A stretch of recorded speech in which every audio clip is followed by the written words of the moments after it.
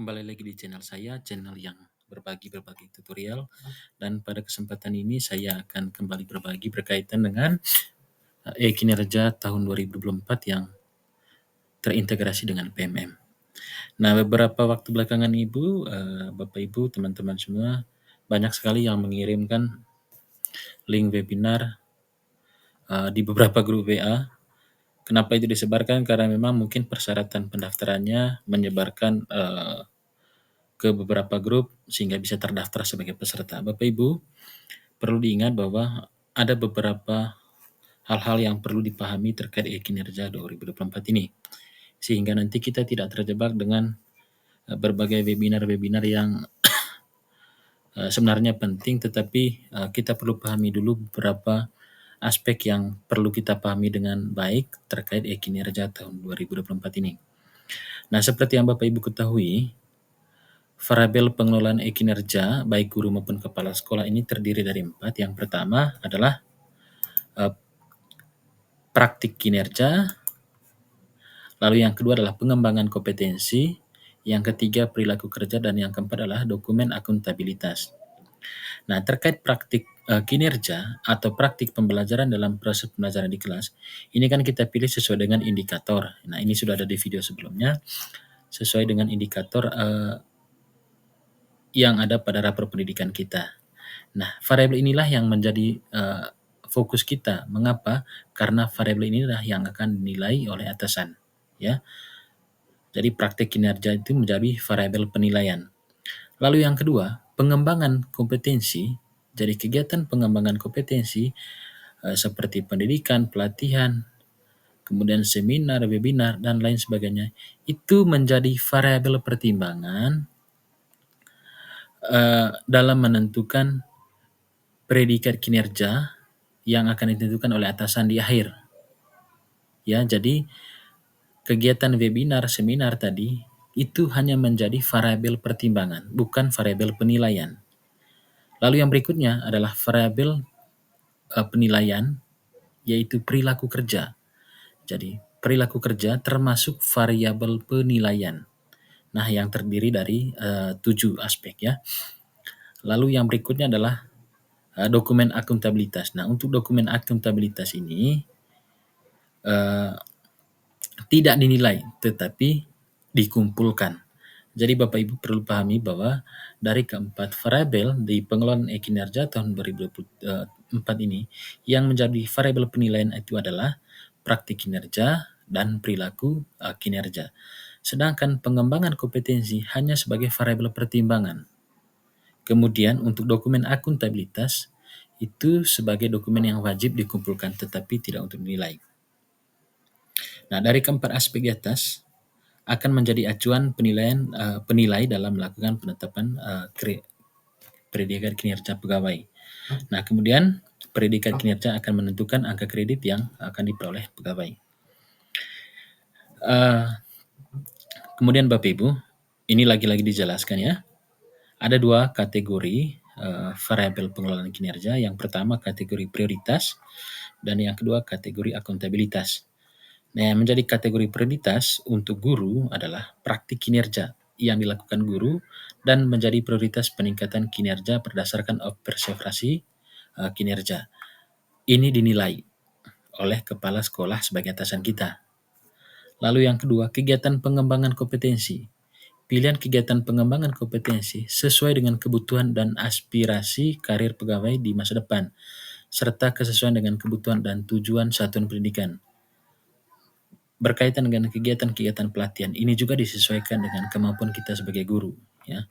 Nah, untuk ini sebagai variabel yang dipertimbangkan, bukan variabel yang dinilai. Lalu yang berikutnya perilaku kerja. Perilaku yang diharapkan dari setiap ASN yang terdiri dari berorientasi pelayanan, akuntabel, kompeten, harmonis, loyal, adaptif, dan kolaboratif dikontekstualisasikan dalam bidang pendidikan. Nah, ini yang dinilai oleh atasan. Kemudian dokumen yang kedua, kategori kedua adalah akuntabilitas. Untuk akuntabilitas, dokumen akuntabilitas ini terdiri dari KOSP ya, kurikulum operasional satuan pendidikan, lalu SK tugas tambahan untuk para guru yang memiliki tugas tambahan, kemudian kehadiran di kelas atau kehadiran di kelas berupa daftar hadir ataupun jurnal. Nah, yang pertama berkaitan dengan praktik kinerja. Jadi praktik kinerja ini ada beberapa tahapan ya Bapak Ibu, mulai dari diskusi persiapan, kemudian yang kedua observasi kinerja, yang ketiga diskusi tindak lanjut, upaya tindak lanjut, dan yang terakhir adalah refleksi. Nah, kemudian Bapak Ibu, sekarang kita masih berada di bulan Januari, jadi fokusnya kita sekarang ini sebenarnya adalah fokus untuk menyelesaikan kinerja kita, ya menyusun kinerja kita tahun 2024, kemudian nanti diajukan untuk disetujui oleh atasan. Baru nanti kita melakukan tahapan-tahapan yang lain termasuk mengikuti kegiatan-kegiatan webinar ataupun seminar. Nah, ini adalah indikator-indikator yang seperti ada video sebelumnya, indikator yang kita pilih sebagai praktik kinerja ya, untuk kegiatan praktik kinerja bergantung kepada rapor pendidikan kita, mana yang akan kita pilih. Dan dari setiap pilihan kita ini mempunyai rubrik tersendiri, rubrik yang masing-masing berbeda sesuai dengan pilihannya kita, setiap indikator, dan rubrik itu nanti yang akan digunakan untuk kegiatan observasi Bapak Ibu melakukan praktik pembelajaran di dalam kelas seperti itu. Yang berikutnya, perilaku kerja. Nah, perilaku kerja sama seperti di SKP-SKP yang sebelum-sebelumnya, tetapi di sini mungkin lebih terperinci penjelasannya, mulai dari berorientasi pelayanan, kemudian kolaboratif. Nah, untuk rating penilaiannya di sini, apakah sesuai ekspektasi atau di atas ekspektasi atau di bawah ekspektasi, disinilah seperti yang pernah dijelaskan bahwa di kinerja 2004 ini yang ditekankan adalah bagaimana berkolaborasi antara kita dengan kepala sekolah atau kita dengan sesama guru ataupun dengan pemangku kepentingan yang lain. Nah, pejabat penilai di sini melakukan diskusi penilaian bersama pegawai. Ya, jika pejabat penilainya adalah kepala sekolah, maka dia akan berdiskusi dengan guru menggunakan rating perilaku di atas, sesuai, atau di bawah ekspektasi. Jadi pemberian di sini lebih kepada bagaimana setelah kepala sekolah mengamati kinerja dari guru, sebelum melakukan pemberian penilaian berkaitan dengan ketujuh aspek untuk perilaku kerja ini, ya, akan dilakukan yang namanya diskusi dengan kepala sekolah. Jadi di sini akan muncul kolaborasi dalam satuan pendidikan antara kepala sekolah dengan guru. Nah, untuk penjelasannya Bapak Ibu nanti bisa cari tahu di beberapa sumber, termasuk dari sumber yang ada di PMM ya, Bapak Ibu bisa membaca. Lalu yang kedua pengembangan kompetensi, yang ketiga nih ya, kegiatan pengembangan kompetensi. Jadi Bapak Ibu, pegawai baik guru maupun kepala sekolah mengusulkan jenis kegiatan pengembangan kompetensi minimal 32 poin. Minimal 32 poin, bisa lebih ya, bisa lebih dari 32 poin. Jadi seperti penjelasan sebelumnya tadi, Bapak Ibu tidak perlu dalam tanda kutip berburu sertifikat, karena sejatinya kegiatan-kegiatan pengembangan kompetensi ini baik webinar ataupun pelatihan itu sebenarnya sudah tersedia di PMM. Bapak Ibu tinggal mengikuti berbagai webinar yang ada di PMM, juga mengikuti kegiatan pelatihan mandiri yang ada di PMM. Jadi belum tentu kegiatan webinar-webinar yang bersumber dari sumber lain itu dapat dipercaya. Ya, seperti itu.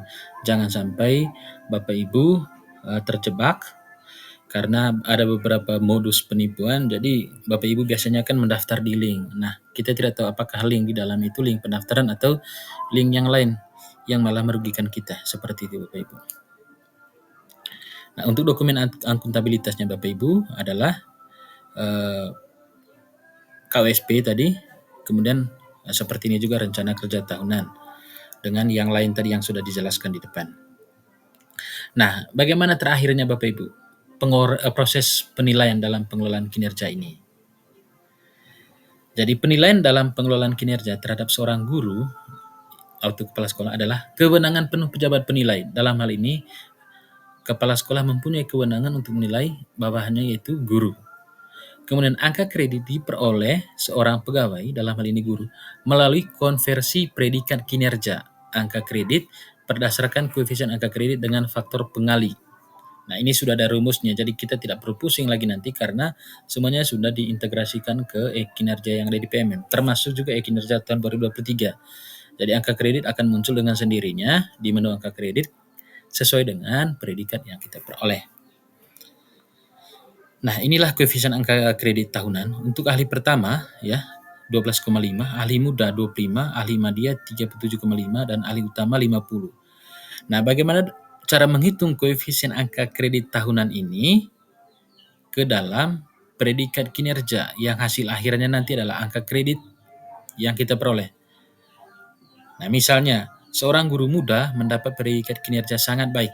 Jadi guru bunda predikat sangat baik akan mendapatkan angka kredit sebesar, jadi angka kredit untuk seorang guru muda yang memperoleh memperoleh predikat sangat baik ya, koefisiennya atau faktor pengalinya, koefisien angka kredit tahunannya dikali dengan faktor pengali, persentase dari faktor pengali berdasarkan predikat kinerja. Nah, di sini untuk seorang ahli muda, koefisien angka kredit tahunan adalah 25. Karena dia predikat sangat baik, maka dikali 150%, dapatlah 37,5, seperti itu.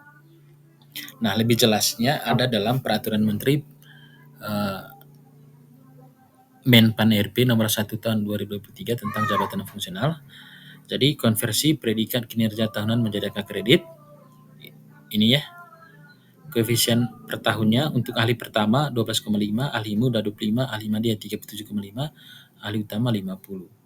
Nah, kalau dia predikat baik, maka 12,5 kali 150 dapatlah 18,75.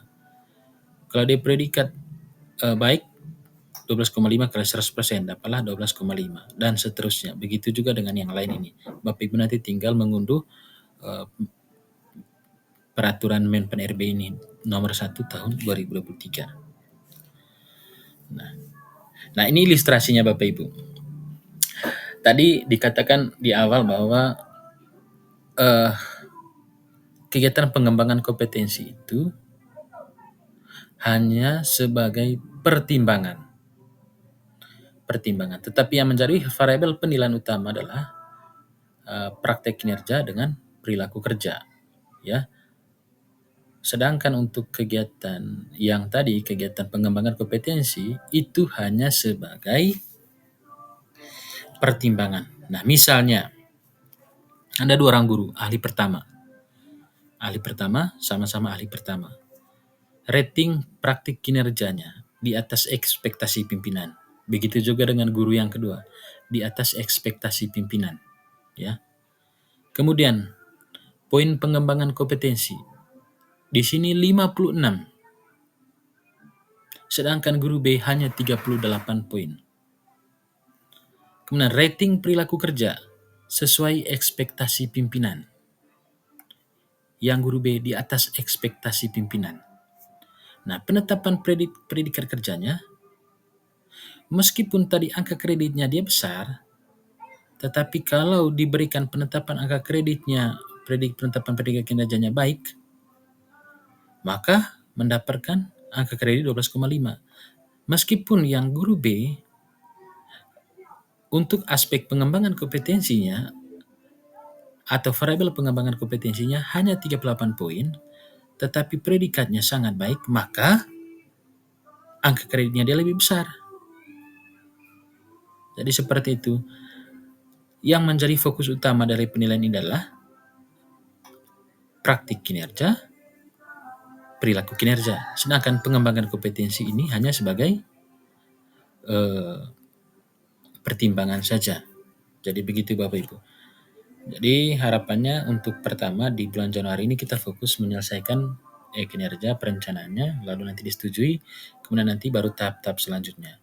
Seperti itu. Semoga video ini bermanfaat untuk Bapak Ibu. Sekian.